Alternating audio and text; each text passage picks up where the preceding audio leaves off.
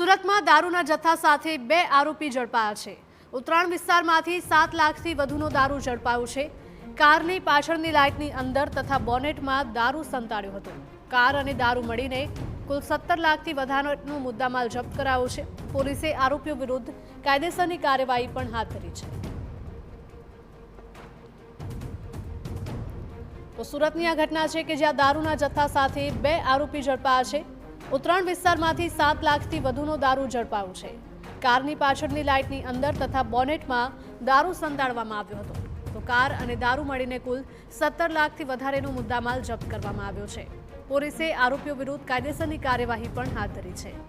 તો સુરતમાંથી અવારનવાર દારૂ અને ડ્રગ્સ પકડાવાના કિસ્સાઓ સામે આવી રહ્યા છે। તેવામાં પોલીસ દ્વારા પણ સઘન ચેકિંગ અને તપાસ કરવામાં આવી રહી છે। તેવામાં પોલીસને પણ એક બાદ એક સફળતા મળી રહી છે।